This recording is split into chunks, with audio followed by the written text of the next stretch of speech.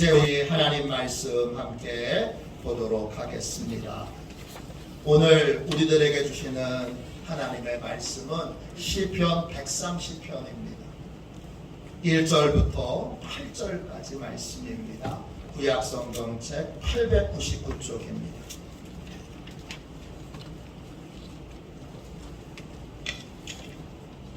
구약성경책 899쪽 시편 130편 1절부터 8절까지 말씀입니다.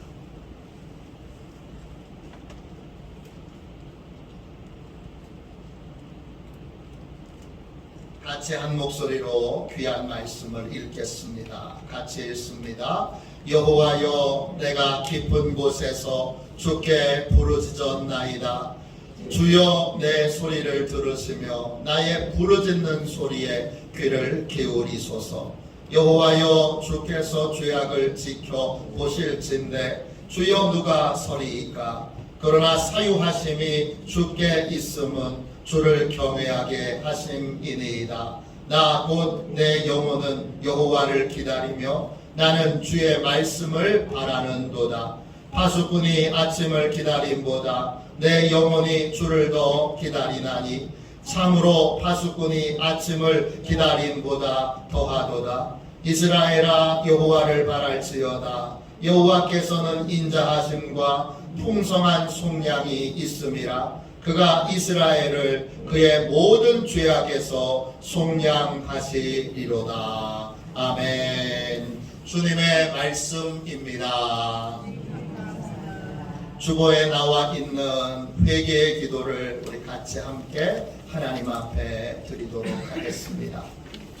함께 우리 회개의 기도를 드리겠습니다. 같이 기도합니다. 우리에게 새로운 생명을 주신 예수님, 사순절 다섯째 주 아침에 죽은 나사로를 살리신 것처럼 영적으로 죽은 우리를 부활의 생명으로 다시 살려 주옵소서.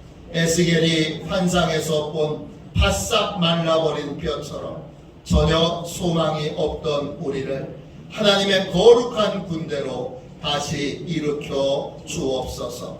죄와 상처에는 반응하면서도 하나님의 은혜와 말씀에는 반응하지 않았던 옛사람의 삶을 완전히 버리게 하시고 성령으로 충만케 하셔서 성령을 따라 하나님을 기쁘시게 하는 복된 삶을 살게 하옵소서. 예수 그리스도의 이름으로 기도합니다. 아멘. 기도합니다. 진심으로 자기 죄를 회개하고 하나님께로 돌아오는 이들에게 주시는 하나님의 말씀을 들으십시오.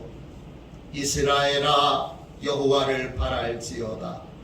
여호와께서는 인자하심과 풍성한 속량이 있음이라. 그가 이스라엘을 그의 모든 죄악에서 속량하시리로다. 우리를 다시 태어나게 하신 주님, 우리가 절망 중에 하나님께 부르짖사오니 우리를 육신을 따르는 사람에서 성령을 따르는 사람으로 온전히 변화시켜 주옵소서. 하나님의 말씀에 전심으로 순종하게 하시고 하나님께서 모든 것을 책임져 주시는 평안을 누리게 하옵소서. 이제부터 오직 그리스도의 사람만으로 살아가게 하시고 항상 그리스도 안에서 하나님을 기쁘시게 하는 삶을 살게 하옵소서. 예수님의 이름으로 기도합니다. 아멘. 할렐루야. 하나님께 소망을 두는 삶, 하나님께 소망을 두는 삶, 이런 제목으로 함께 은혜를 나누겠습니다. 오늘 읽은 말씀은 시편 130편입니다. 이 시편의 맨 앞에는 이런 문구가 적혀 있습니다. 성전에 올라가는 노래. 이 시편의 목적은 따로 있습니다. 예배를 드리러 성전에 올라가면서 불렀던 찬송이 오늘 이 시편입니다. 성전 안에서 부르는 찬양이 아니라 예배를 드리러 성전에 올라가면서 부르는 찬양이 오늘 이 시편의 목표입니다. 이 시편 한 편만 특별히 이런 것이 아니라 시편 120편부터 134편까지의 찬양이 모두가 다 예배를 드리기 위해 집에서 출발하면서 그렇게 부르는 찬송들입니다. 유대인들의 예배는 성전 안에서부터 시작되는 것이 아니라 집에서 출발하면서부터 시작되는 것을 우리가 이 시편을 통해 알 수 있습니다. 저의 경험으로 보면 주일날 언제 제일 많이 싸우느냐? 예배를 드리기 위해 교회에 가려고 하는데 준비하는 과정에서 남편은 일찍 준비했는데 아내는 좀 준비할 게 많잖아요. 그러니까 늦게 나온다고 티격태격 말다툼을 그러면서 예배에 대한 은혜에 대한 사모함이 싹 사라지게 되는 경우를 저도 신혼 초에 몇 번 경험한 적이 있습니다. 예배는 언제 시작되느냐? 집에서 출발하기 전에서부터 시작됩니다. 어떻게 준비하느냐? 스스로에게 이렇게 질문함으로 예배를 준비해야 합니다. 오늘 예배에 무엇을 기대하며 무엇을 소망하는가?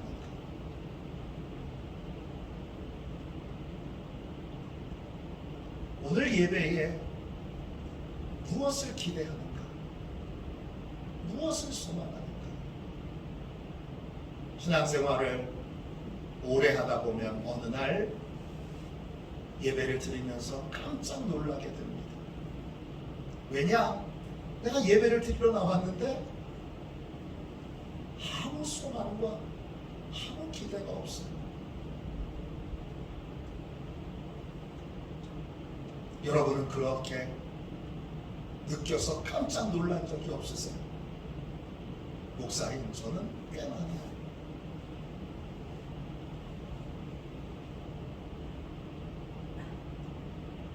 오늘은 어떤 기대와 어떤 소망으로 예배의 자리에 나오셨습니까? 습관적으로 예배를 드린다고요? 습관적으로 예배 드리는 게 뭔데요? 어떤 게 습관적으로 예배를 드리는 겁니까? 아무런 기대와 소망 없이 예배의 자리에 일요일이네, 주일이네, 교회 나가야지, 그리고 앉아있는 게 습관적으로 예배를 드리는 겁니다. 이런 아무런 소망도 아무런 기대도 없이 드리는 예배, 이 예배가 바로 외식적인 예배고 습관적으로 드리는 예배입니다. 이런 예배를 드리지 않으려면 출발하는 시간부터 다시 정신을 바싹 차리고 내가 이 예배를 통하여 무엇을 기대하는가, 무엇을 소망하는가, 이걸 점검해야 합니다. 믿음은 바라는 것들의 실상입니다. 히브리서 11장 1절에 믿음을 이렇게 정의합니다. 믿음은 바라는 것들의 실상이요. 믿음은 바라는 것입니다. 바란다, 헬라말로 엘피조입니다. 뜻은 특정한 대상에게 소망을 고정한다, 소망을 둔다, 이런 뜻입니다. 바라는 건 뭐예요? 하나님이 일하여 주실 것을 기대하는 거예요. 전능하신 하나님이 일하여 주실 것을 기대하는 게 바라는 거예요. 이 바람이 없다면 여러분은 하나님을 슬프게 하는 예배자들입니다. 제 딸이 아빠인 저한테 아무것도 기대하지 않는다.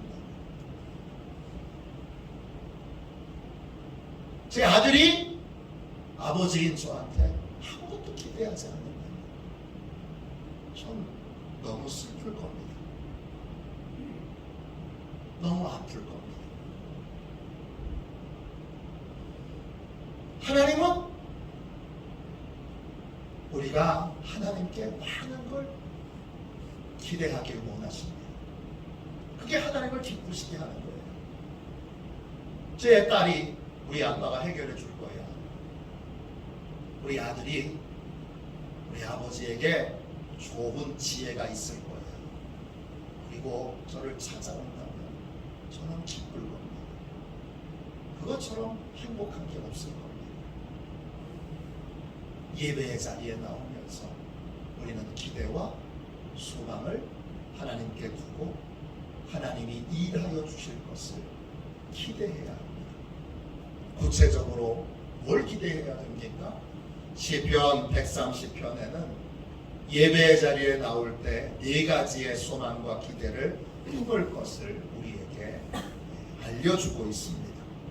어떤 소망을 품고 예배의 자리에 나와야 합니까? 첫 번째, 하나님께서 내 기도에 귀를 기울여 주실 것을 믿고 기대해야 합니다. 오늘 1절과 2절을 보세요. 여호와여, 내가 깊은 곳에서 주께 부르짖었나이다. 주여, 내 소리를 들으시며 나의 부르짖는 소리에 귀를 기울이소서. 시편 130편의 기자는 깊은 곳에서 하나님께 부르짖습니다. 깊은 곳이라 내 힘으로 빠져나올 수 없는 수렁을 의미합니다. 이런 수렁에 갇혔을 때 우리는 뭘 해야 됩니까? 하나님께 부르짖어야 합니다. 내가 해결할 수 없는 인생의 문제를 만날 때 하나님께 부르짖어야 합니다. 성전은 만민이 기도하는 집입니다. 예배의 자리에 나오는 가장 큰 이유 중에 하나는 하나님께 부르짖기 위해서입니다. 부르짖는다, 이 말은 히브리어로 콰라입니다. 울부짖다, 비명을 지르다, 또 초대하다, 이런 뜻입니다.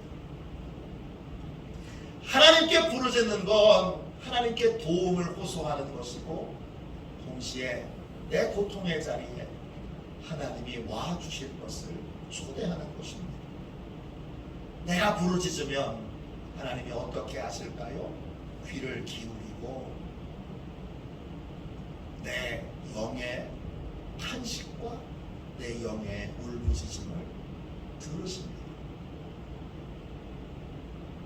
아내도 안 듣고 남편도 안 듣고 자녀도 안 듣고 세상 누구도 안 듣고 들어도 해결이 안 되는 수많은 무기력한 존재들,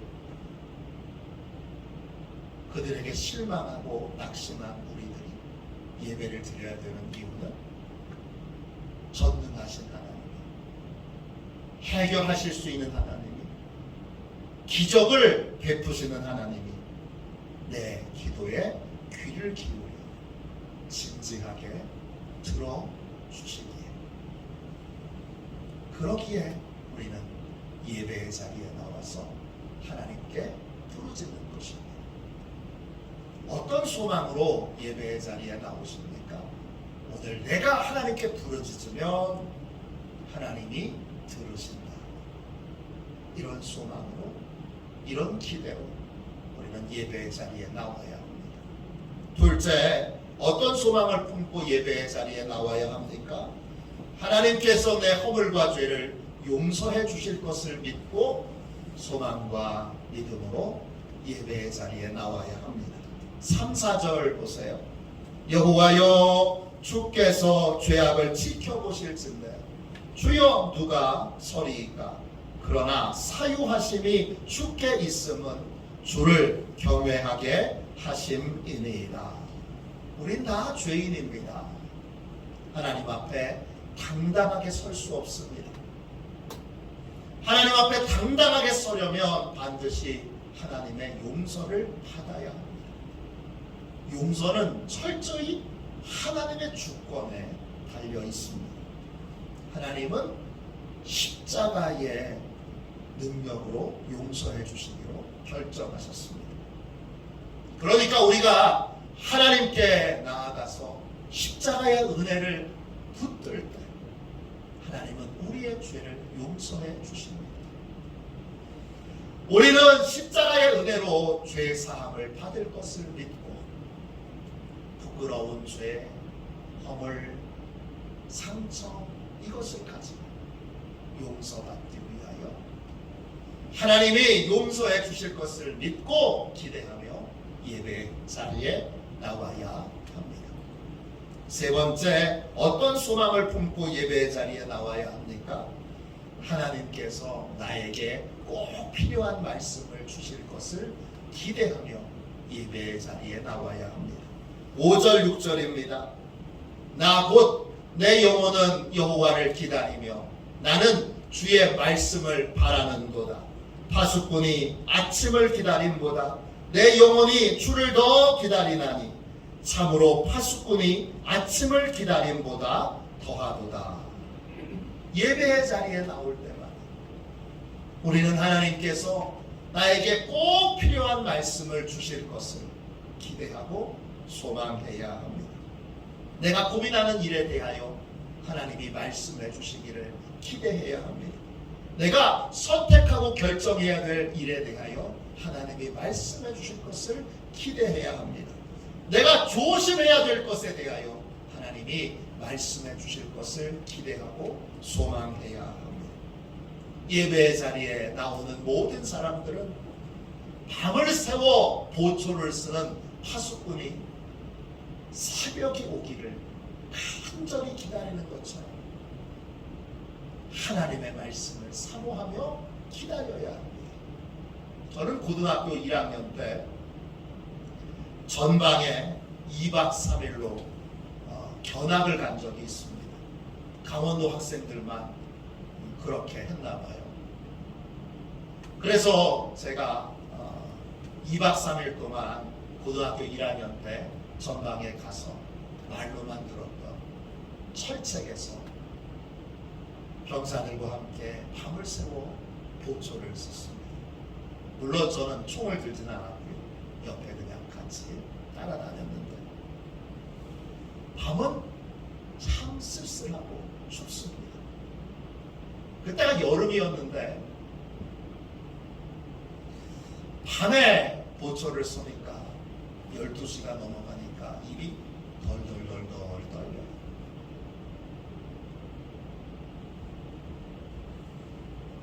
병사들은 그 쓸쓸한 밤 풀벌레 소리만 나고 휘 바람 소리만 나고 그 철책에서 새벽이 오기를 기다립니다. 그런데 예상 밖에 밤은 상당히 깁니다.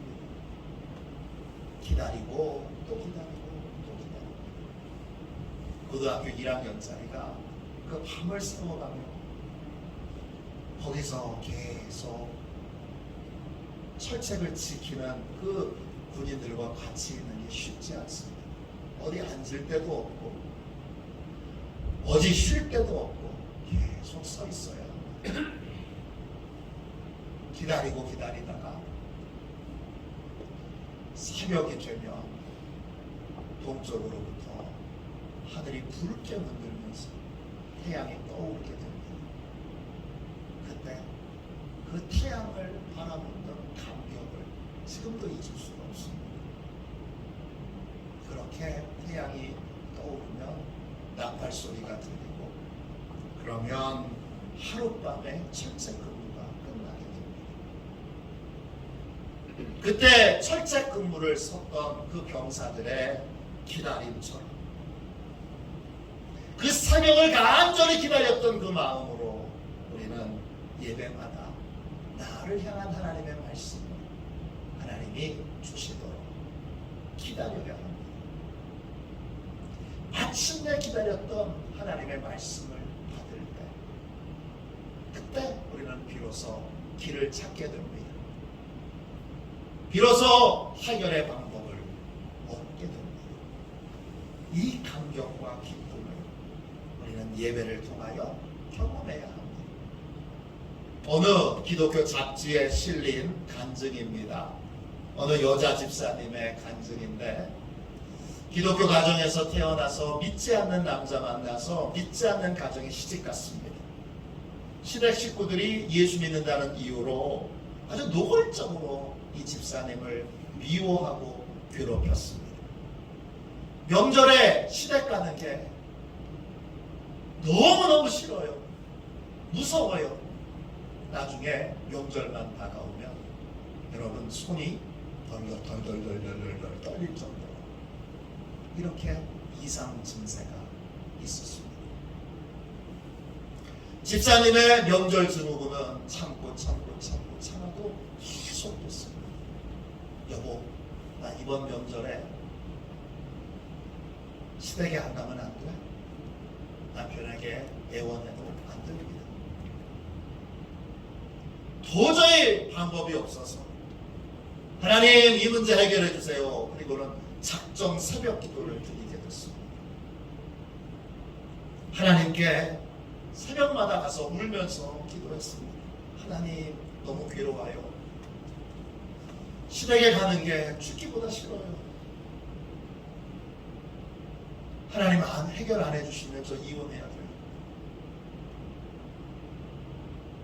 매일 간절히 기도했습니다. 그렇게 눈물로 기도하던 어느 주일 아침 예배에 하나님이 갑자기 찾아오셔서 이 집사님에게 이렇게 말씀해 주십니다. 이게 놀라운 말씀이었어요. 너만 괴로운 것이 아니다. 내가 시댁에 가면 시댁을 사로잡고 있는 마귀도 너로 인해 괴로워하고 있다. 생각을 바꾸게 되는 놀라운 말씀이었어요. 내가 시댁의 괴롭힘을 당하고 가스라이팅을 당하고 그 다음에 미움을 받고 있는 줄 알았더니 내가 가면 그 집안에 있는 마귀들이 너무 피곤해하고 너무 괴로워한다. 이 집사님이 이 하나님의 말씀을 듣고 나서 생각을 완전히 바꿨어요. 마귀를 괴롭히러 반드시 명절에는 시댁에 가야 한다. 그리고는 그때부터 명절 때마다 또 시댁에 제사가 있을 때마다 시댁에 집에 딱 들어가면서 문을 열면서 속으로 이렇게 외쳤습니다. 마귀야 괴롭지? 내가 또 왔어. 너도 한번 당해라. 그리고는 계속 그 집안에 다니면서 명절에 음식을 만들면서 제사 음식을 만들면서 마귀를 쫓아내는 기도를 속으로 계속 드립니다. 어떻게 됐을까요? 그렇게 담대한 믿음으로 시댁에 가니까 시댁에 가는 게 즐거워졌습니다. 그리고 얼마 지나지 않아서 불과 1년도 채 안 돼서 시어머니도 또 그렇게 괴롭히던 시누이도 다 예수 믿고 교회 다니게 됐습니다. 하나님의 말씀에 해결의 길이 있습니다.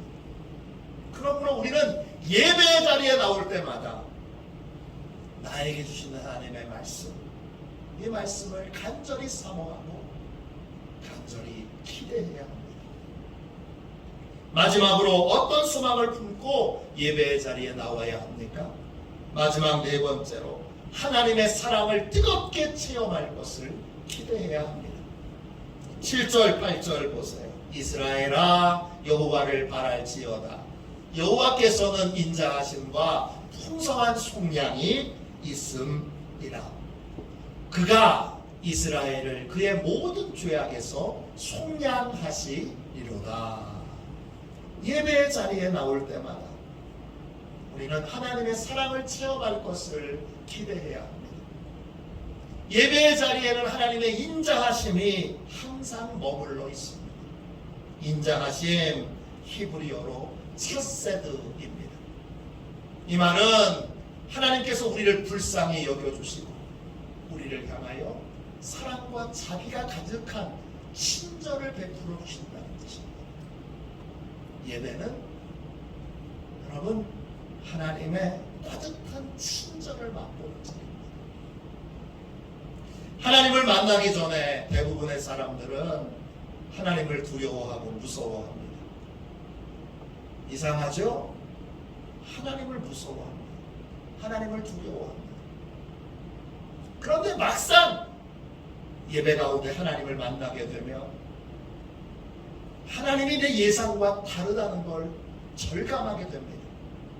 하나님이 나를 얼마나 사랑하시는지 체험하는데 하나님은 내 실수와 내 잘못을 다 아시면서도 나를 책망하지 않으세요. 나를 질책하지 않으세요.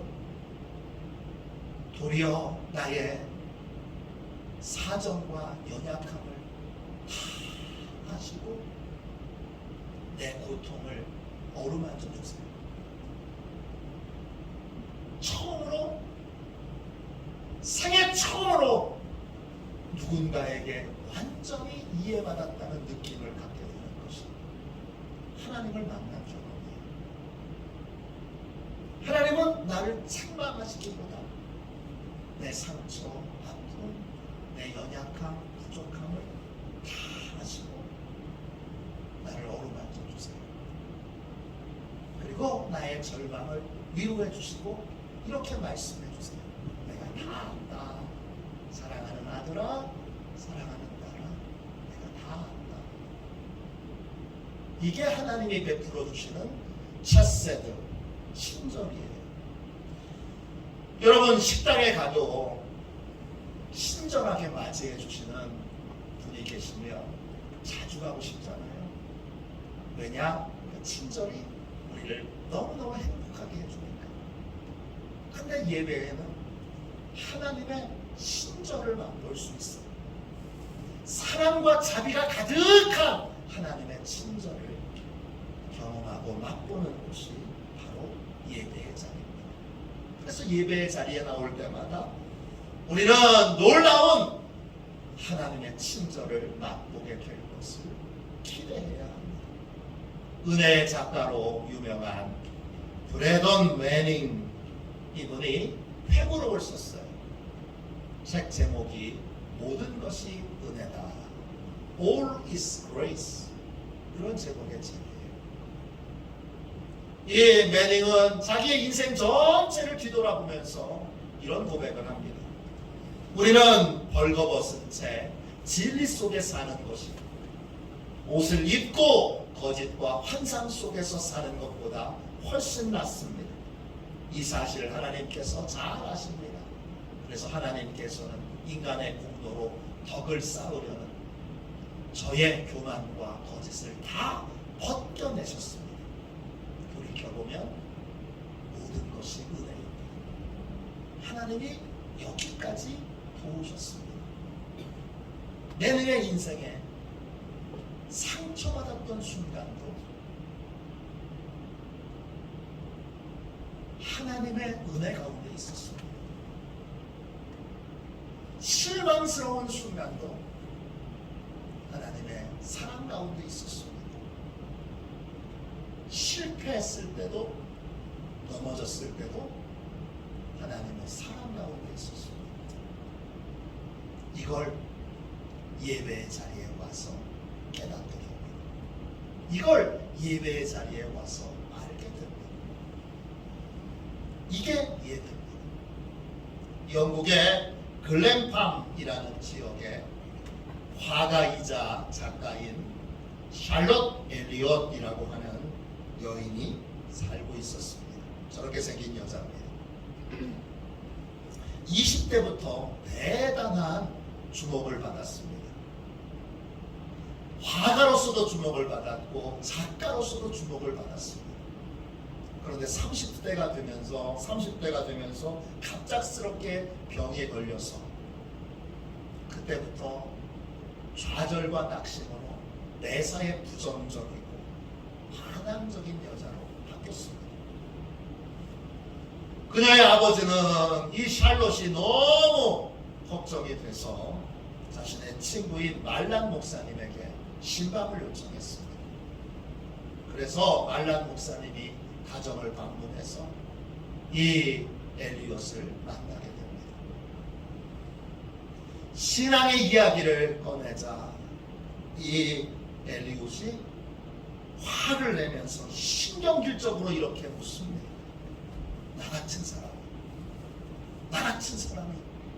나 같은 사람이 어떻게 예수님을 만날 수 있습니까?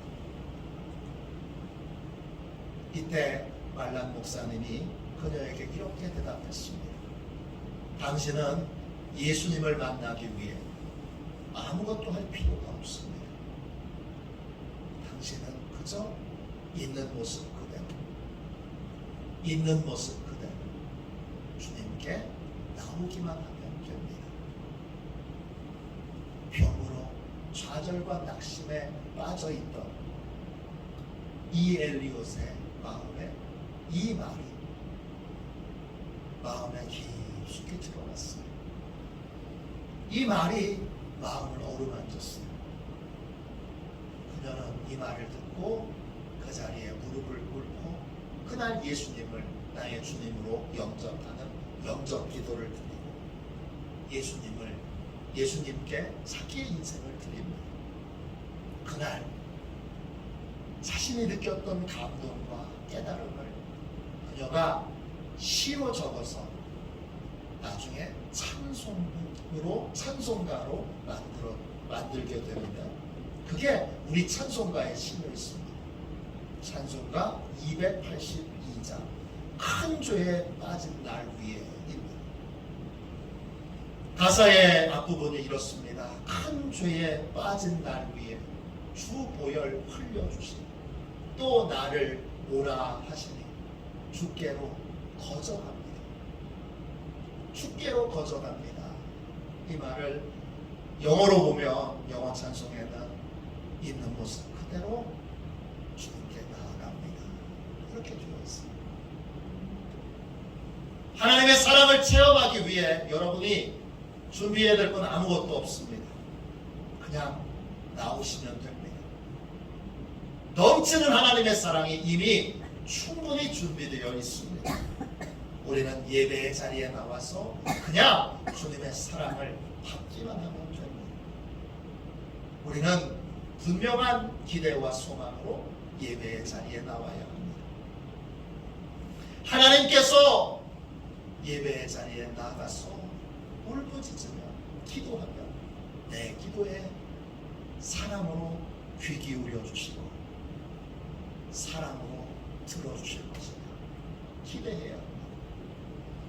내가 내 죄를 가지고 예배의 자리에 나가면 십자가의 은혜로 하나님께서 용서해 주실 것이다. 기대해야 합니다. 하나님께서 이번 예배, 오늘 예배에 나에게 꼭 필요한 말씀을 주실 것이다. 기대해야 합니다. 하나님께서 하나님의 사랑을 뜨겁게 체험하는 나에게 따뜻한 친절을 베풀어 주실 것이다. 기대해야 합니다. 예배는 믿음으로 드리는 것이고 믿는 것, 바라는 것이고 소망하는 것입니다. 복된 소망으로 예배의 자리에 나올 때마다 넘치는 은혜와 사랑을 체험하는 저와 여러분이 되시기를 주님의 이름으로 축원합니다. 이 시간 우리 함께 찬양하고 우리 간절히 하나님 앞에 기도하도록 하겠습니다. 우리 488장 1절만 우리 한번 찬양하고 뜨겁게 주여 믿음과 소망으로 예배드리게 해 주옵소서. 분명한 소망을 하나님께 두고 예배하는 자, 생생하게 하나님의 일하여 주심을 믿고 예배하는 자 되게 하여 주옵소서. 우리 함께 이 찬송 부르고 통성으로 기도하겠습니다.